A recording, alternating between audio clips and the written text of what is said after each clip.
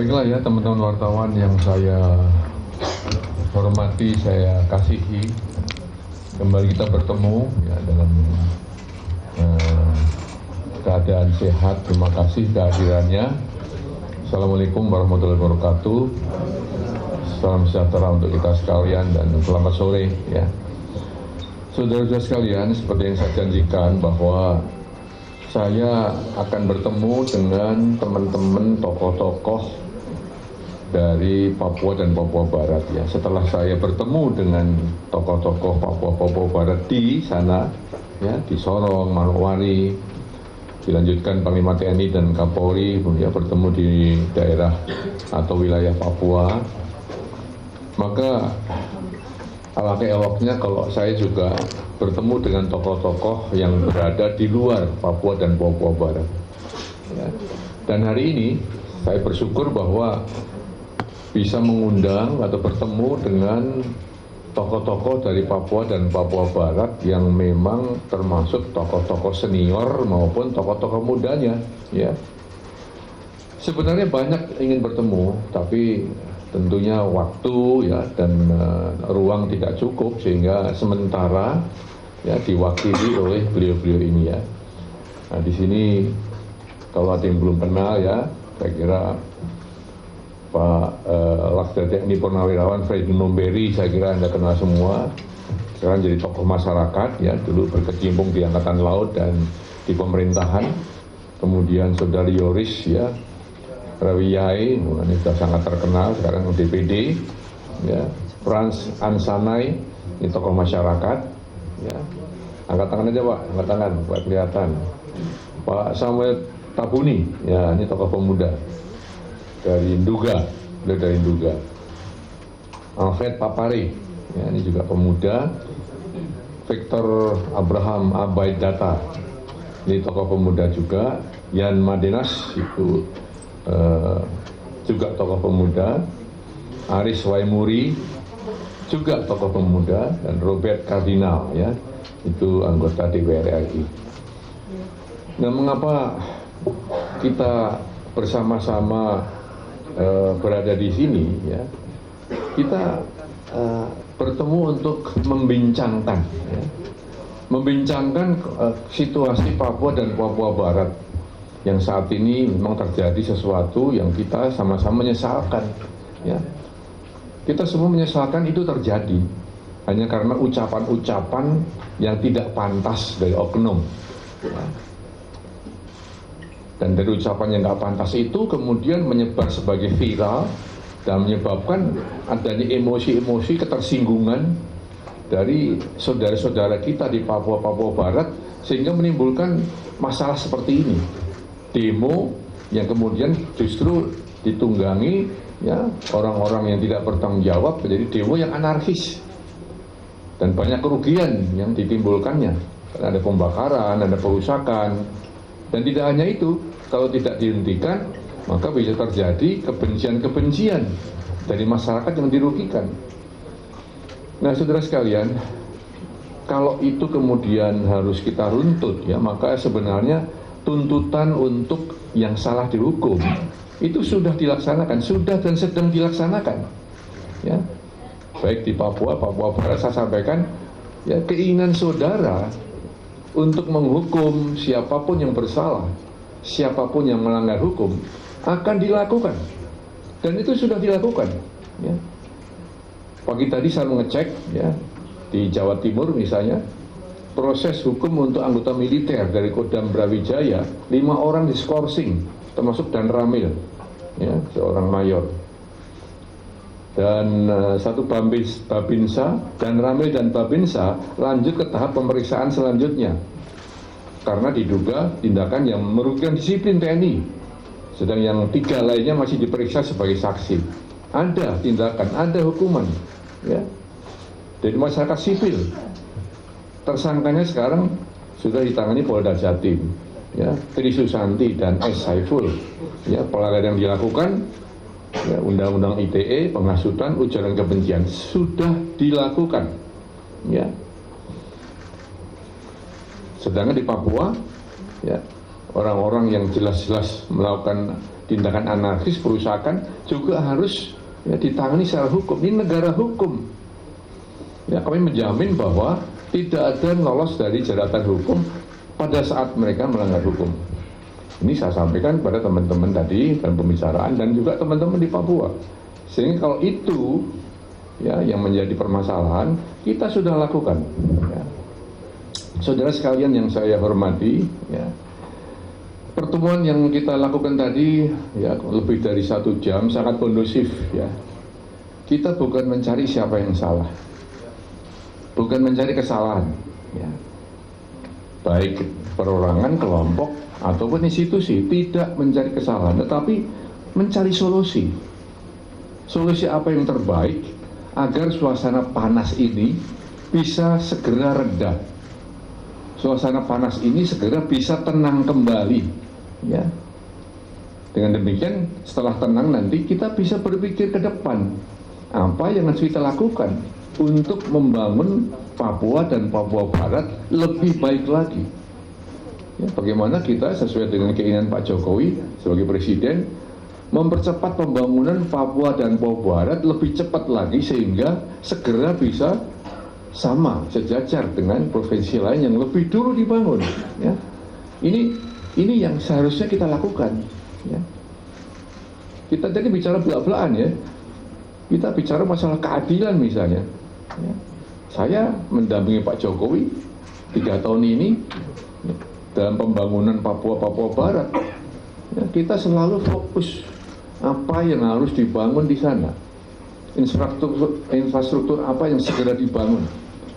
Masalah transportasi, masalah komunikasi, lapangan terbang, pelabuhan laut, penyamaan harga. Orang mengatakan, itu kan proyek mercusuar. Bukan proyek mercusuar. Tapi proyek-proyek yang sudah diperhitungkan untuk mensejahterakan masyarakat Papua dan Papua Barat. Saya jamin itu. Nah, sehingga sebenarnya bicara keadilan ya sudah adil ya, hanya kita tinggal melanjutkannya lagi. Masalah pendidikan, masalah lapangan kerja, masalah kesehatan, selalu kita bincangkan agar masyarakat Papua Barat mendapatkan perlakuan yang adil, yang baik, dan bisa sejahtera. Ya. Nah, saudara sekalian, itu yang tadi kita bahas bersama. Dalam akhir ya, perbincangan tadi kita sepakat. Yang utama adalah bagaimana kita segera mengakhiri suasana yang tegang, suasana yang panas, ya, demo anarkis ini menjadi kembali tenang, kembali pulih, kembali stabil. Ya. Dari kondisi itulah kemudian kita akan membangun pemikiran-pemikiran baru, akan mengoreksi hal-hal yang salah, akan menambah sesuatu yang kurang, agar ke depan nanti pembangunan Papua Barat akan lebih kondusif, lebih terintegrasi, dan lebih menghasilkan sesuatu yang dapat menjamin ya, kemajuan di daerah itu, ya saudara sekalian. Itu yang tadi kita bincangkan. Ya. Nah, ini mumpung kesempatan kita di sini, saya tentu persilahkan ya, jangan hanya saya yang bicara nanti, jangan-jangan Pak Wiranto ngarang, tidak. Ya, apa yang kita sampaikan tadi adalah hasil perbincangan kita selama pertemuan ini. Ya, saya persilahkan. Ya, ini teman dari Nduga, ada teman dari daerah-daerah lain di Papua yang silakan bicara. Silakan Pak. Terima kasih Pak Menko. Assalamualaikum warahmatullahi wabarakatuh. Selamat siang, selamat sejahtera kita semuanya. Teman-teman wartawan yang saya hormati. Saya pikir situasi di Papua itu memang kita betul-betul sesalkan dan kita sangat sedih kenapa hal ini terjadi. Dan terus terang aja kita melihat bahwa apa yang dilakukan Presiden Jokowi selama ini itu betul-betul fokus untuk Papua seperti apa dikatakan Menko tadi, dan saya bisa merasakan itu. Kenapa? Saya mengikuti jadi menteri itu sejak Gus Dur, gubernur sejak Pak Habibie, sampai dengan Pak SBY terakhir. 3 kali jadi menteri.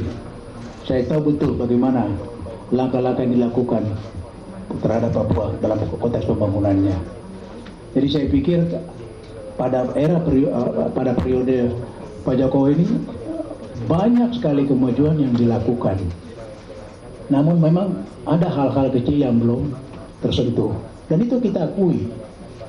Sebagai pemerintah itu diakui bahwa itu akan kita terus bertahap secara menyempurnakan.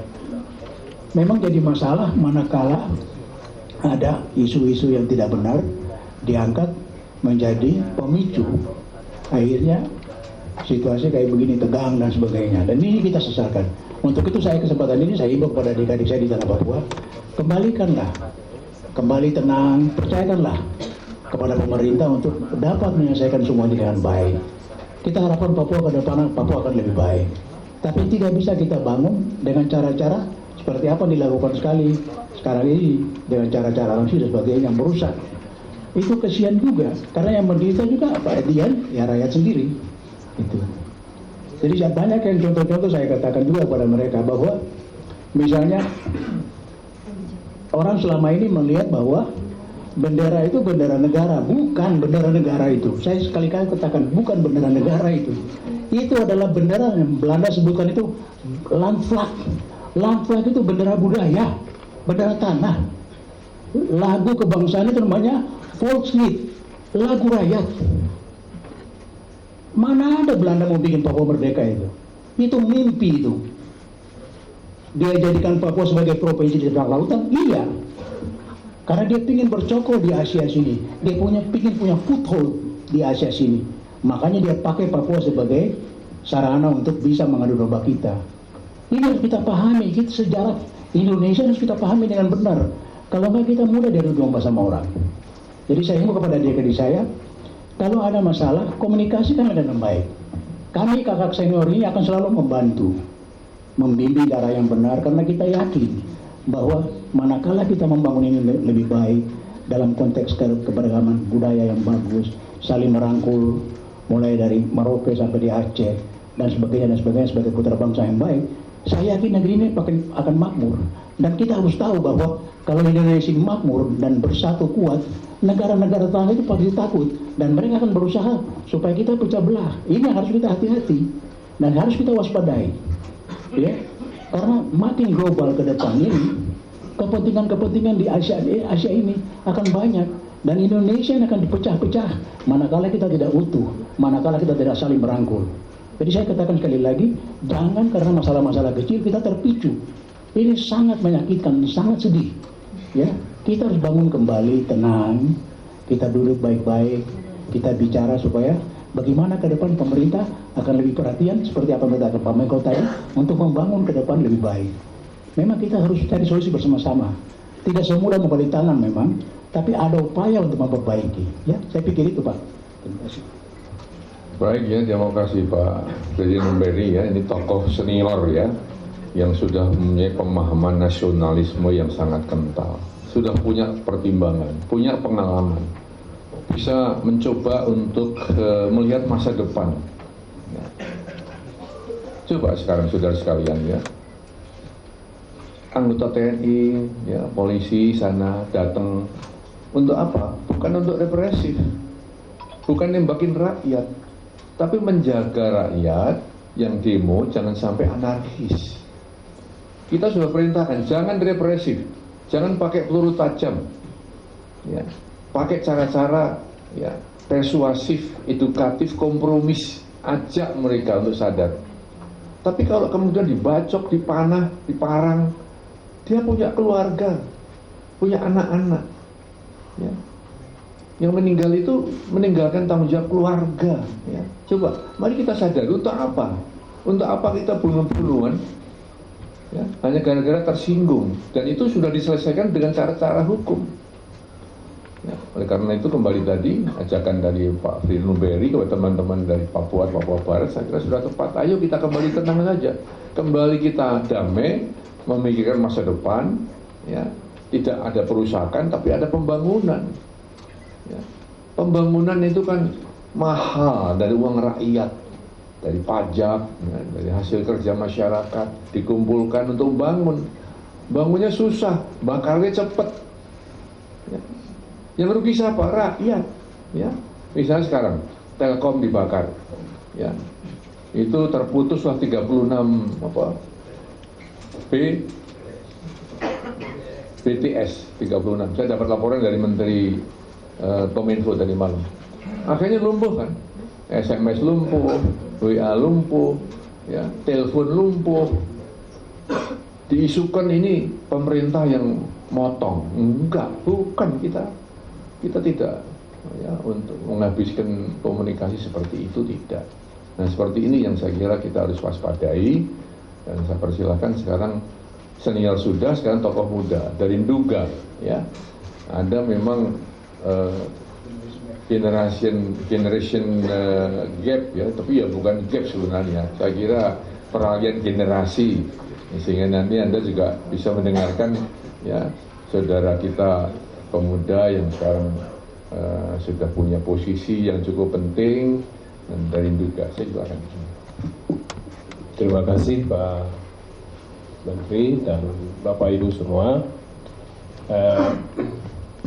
Pertama adalah masalah Papua ini memang sangat besar bagi bangsa ini untuk mengatur, karena dari sejak awal itu mulai dari Freeport, PT Freeport itu untuk melibatkan orang asli Papua itu sulit sekali, kalaupun waktu itu perjanjiannya dilakukan bersama pemerintah. Lalu orang Papua melakukan demo yang luar biasa, lalu ada perhatian. Selama ini ada program 7 suku, LPMK, itu pertama. Yang kedua, Undang-Undang Otsus, itu mau lahir, orang Papua harus demo. Demonya sampai bentuk tim 100 sampai ke Jakarta. Lalu kita dapat Otsus. Nah, hari ini Otsus itu sudah 20 tahun. Saya ini generasi muda dan teman-teman seumur usia saya, ya, kami terus merasa terganggu dengan program yang tidak memberikan ruang-ruang besar bagi generasi muda Papua. Nah, dalam waktu yang bersamaan, operasi militer terus terjadi di tanah Papua. Nah, di sini hampir 100% generasi muda Papua hari ini, Bapak Ibu bisa lihat, Bapak Menteri, yang hari ini turun di lapangan itu semua anak-anak muda. Dan sekarang, kalau anak-anak muda ini pikirannya kita tidak rangkul, tidak memberikan ruang untuk mereka terlibat dalam semua kebijakan nasional maupun Provinsi Papua, itu Papua tidak ada masa depan yang baik di dalam negara ini. Nah, karena itu yang saya mohon kepada Bapak Presiden dan juga semua kabinet Pak Presiden periode kedua, kenapa proses pembiaran penegakan hukum itu tidak dilakukan secara baik dan benar. Khusus kemarin di Surabaya, kita harus demo baru ada proses hukum. Padahal proses rasisme ini sudah terjadi sejak lama. Itu menjadi amarah bagi orang Papua hari ini. Waktu Pak Natalis Pigai melakukan publik, kemudian ada pernyataan rasisme, negara tidak hadir. Justru yang hadir ketika orang Papua marah di Surabaya. Hal ini yang mesti negara harus hadir, proteksi, sehingga orang Papua merasa bagian dari bangsa. Saya sepakat dengan Bapak Menteri, saat ini cooling down. Saya minta teman-teman di Papua, terutama generasi muda Papua, untuk kita beri ruang untuk pemerintah memberikan waktu, tempat, terus hadirkan semua tokoh kita untuk melihat masa depan kita ini seperti apa dalam negara ini. Karena kitalah yang akan menentukan, kitalah yang akan merasakan nasib kita di atas tanah Papua di dalam negara ini. Mungkin dari saya itu, tapi terakhir tadi saya minta sama Bapak Menko Polhukam bahwa pasukan di Nduga itu ditarik, karena masyarakat saya semua ada di luar. Hari ini kita sibuk dengan demo di Jayapura, di Manokwari, kita sibuk dengan demo di mana-mana di Papua, tapi orang pertama yang menjadi korban ini kita belum pernah bahas lagi. Karena itu Bapak Menko tadi sampaikan bahwa akan bentuk tim dan lihat pasukan-pasukan mana yang nanti kita tempatkan dan mana yang kita harus tarik. Ya, dan itu terima kasih banyak. Waktu saya kembalikan. Ya, udah dengar kan aspirasi orang muda dari Nduga, ya. Tentu ini menjadi perhatian kita. Tetapi saya katakan tadi, ya, unek-unek itu, harapan itu tidak bisa selesai dengan demonstrasi. Harapan itu tidak selesai dengan kita membuat anarki. Tapi harapan itu bisa selesai kalau kita dialog. Kalau kita kompromi, dialog itu bisa terjadi, dialog yang konstruktif ya, bukan yang tegang-tegangan urat leher. Itu bisa terjadi kalau kita sudah cooling down. Nah, sama seperti militer di Nduga. Datang ke sana bukan cari kerjaan. Datang di sana karena ada sebab, ada akibat. Dikirim ke sana karena ingin mengamankan masyarakat dari kegiatan ya, kriminal ya, dari teman-teman yang belum sadar. Tetapi nanti kalau keadaan kondusif, ya, serangan-serangan dari oknum bersenjata di Papua tidak ada. Saya jamin ditarik. Kalau sudah tenang, tidak ada serangan, tidak ada gangguan keamanan, jam itu juga saya minta, saya menyarankan Presiden untuk Panglima TNI menarik pasukan dari Nduga. Nah, kan gitu. Nah, karena itu semuanya kan harus kita selesaikan dengan dialog ya, bukan dengan demo dan merusak. Dan nanti ke depan ya, pemikiran-pemikiran aspirasi masyarakat Papua diselesaikan dengan cara dialog yang baik, bukan dengan cara demo. Itu saya jamin, saya minta seperti itu ya. Tadi disampaikan demo dulu baru ada solusi, demo dulu baru ada solusi. Ke depan nanti nggak perlu demo. Saya yakin Presiden Jokowi untuk yang kedua kalinya nanti ya, lebih paham betul bagaimana ya bisa membangun Papua ini ya. Ya, saya kira itu yang ya bisa, perwakilan senior ada, yang muda ada, yang menengah tidak ada ya. Saya sudah sampaikan dan perwakilan saya sebagai wakil pemerintah sudah.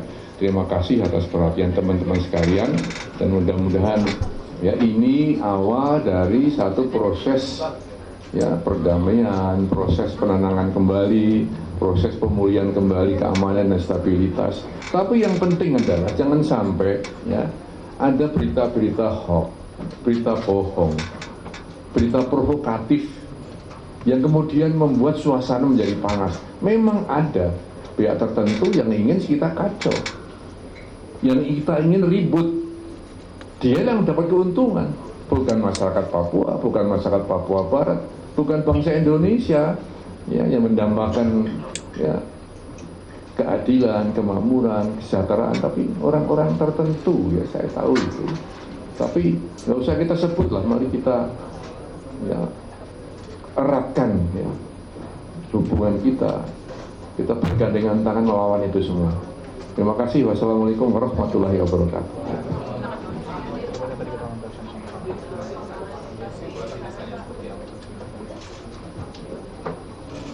Dari laporan pagi tadi ya, saya kan nggak kesana, terima laporan aja ya. Saya tadi komunikasi dengan Pangdam, Kapolda untuk Papua Barat kondusif. Ya. Sorong, Manowari, Fakfak, ya, sudah tenang dengan kemarin itu. Walaupun masih ada rencana demo, mudah-mudahan nggak jadi. Mudah-mudahan karena kita dengan adanya penjelasan ini untuk apa lagi? Dialog aja kita yang baik. Ya. Sedang di Papua masih terus ya berlangsung negosiasi, penenangan, ya. Dan pasukan-pasukan kita menambah ke sana bukan untuk ya melawan rakyat, bukan, mengamankan objek-objek vital, jangan sampai dirusak oleh masyarakat ya yang tidak sadar ya. Ya itulah yang kira-kira secara menyeluruh, secara detail ada laporannya, setiap kota ada. Jumlah pasukan kita berapa, ya, kondisi masyarakatnya bagaimana, itu ada. Tapi mari kita dorong, kita doakan aja mudah-mudahan keadaan yang panas ini segera berlalu dan kita kembali tenang untuk membincangkan masa depan Papua Barat. Ya, terima kasih. Sudah, nggak usah dulu lah itu ya nanti. Pasti presiden itu nggak usah disuruh juga ke sana. Nggak usah Anda dorong-dorong juga pasti ke sana. Tapi presiden ke sana itu pasti ya harus membawa kebaikan, membawa ya kan gitu.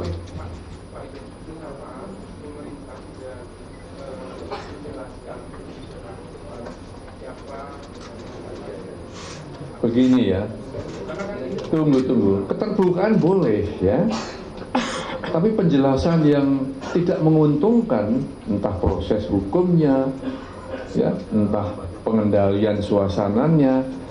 Kalau penjelasan itu hanya mengeruhkan suasana, untuk apa dijelaskan? Anda harap tahu, ya. Jadi kami, saya sebagai aparat keamanan, bagian dari keamanan, ya tidak bisa menjelaskan jelas-jelasnya kita mau bagaimana. Apa yang akan kita lakukan?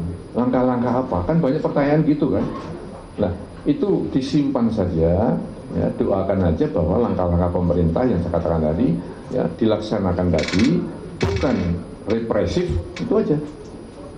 Tetapi langkah-langkah yang, ya, yang kompromis, dialogis, ya. Bukan langkah-langkah yang represif, yang melawan rakyat, bukan.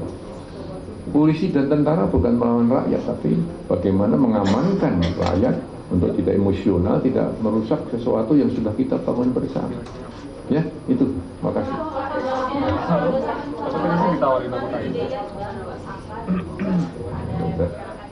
Nanti polisi, tanya polisi. Ya.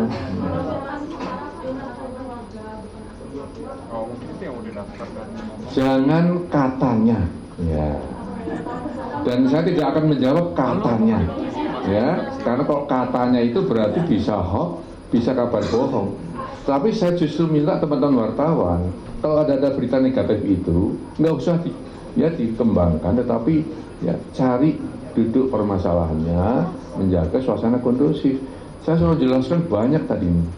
Ya, mari bersama-sama penjelasan tadi, ya kita sebarluaskan supaya ya suasana menjadi kondusif.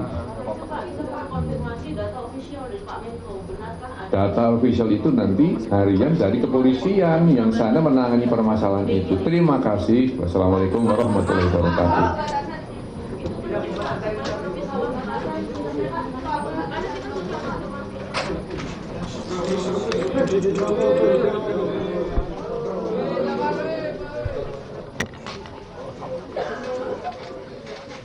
Ya, pemirsa, usai sudah konferensi pers yang digelar oleh Kemenko Polhukam yang disampaikan oleh Menteri Koordinator Bidang Politik Hukum dan HAM Wiranto yang digelar selama 30 menit, dan sebelumnya tadi memang ada pertemuan di kantor Kemenko Polhukam antara Wiranto dan juga Kepala Badan Siber dan Sandi Negara atau BSSN Hinsa Siburian dan sejumlah tokoh Papua.